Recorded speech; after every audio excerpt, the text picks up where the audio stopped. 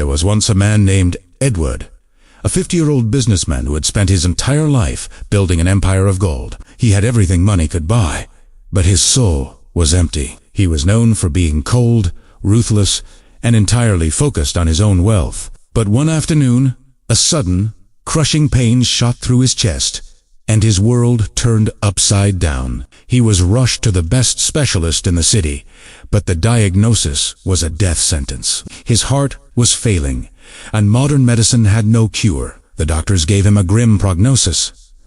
"You have only a few weeks left, Edward. Make your peace." He returned to his mansion a broken man, a ghost haunting the halls of his own empty palace, counting down the seconds of his borrowed time. One cold morning, while aimlessly wandering the streets, he passed a local butcher's shop. He noticed a woman, her clothes worn and faded, kneeling on the pavement. She was carefully picking up scraps of fat and gristle that the butcher had thrown into the trash. A strange flicker of curiosity stirred within him, and he walked over to her. "Why are you gathering those scraps?" he asked, his voice softer than he intended.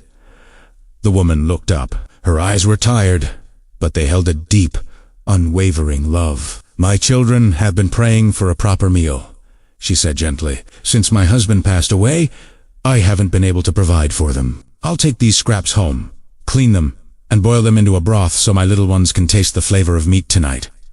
Her words hit Edward with the force of a physical blow. A wave of conviction washed over him. He glanced at his expensive watch, a symbol of a life he could no longer buy, and realized a profound truth. All his riches couldn't purchase a single extra heartbeat for himself. Yet a fraction of it could change this woman's entire world. A scripture he had unthought of in years came to his mind.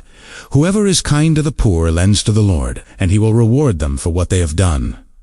Without another thought, he walked into the butcher shop. He bought the finest cuts of beef and poultry, enough to feed her family for weeks, and gave them to the stunned woman. Then, he pulled the butcher aside and handed him a credit card. From now on, Edward instructed, "Whenever this woman comes in, give her whatever she needs to feed her family. I will pay the bill every single month." As Edward walked away, a strange warmth spread through his chest, a feeling of peace he hadn't experienced in decades. The weeks passed, and to his astonishment, the crushing pain in his chest didn't return. In fact, he felt stronger with each passing day. Puzzled but hopeful, he went back to the city for a follow-up exam. The doctors were utterly speechless. They ran the tests, not once, not twice, but 3 times, comparing the new scans to the old ones. "Edward, we just don't understand," the head surgeon stammered, his eyes wide with disbelief.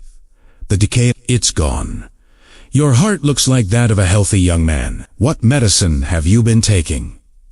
What did you do?" Edward smiled, and his eyes began to mist over as he thought of the widow and her children enjoying warm meals because of his simple act. "I found a physician whose medicine isn't sold in a pharmacy," he replied softly. "He taught me that true charity covers a multitude of sins, and that when we open our hands to the poor, God opens his heart to us." In that moment, he understood completely. By saving that family from hunger, God had saved him from the grave. He learned the greatest lesson of his life.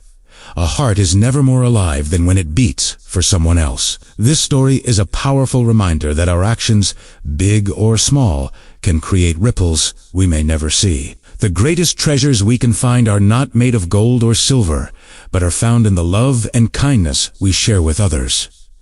Thank you for watching. If this story touched your heart, please like, share, and subscribe for more content that inspires.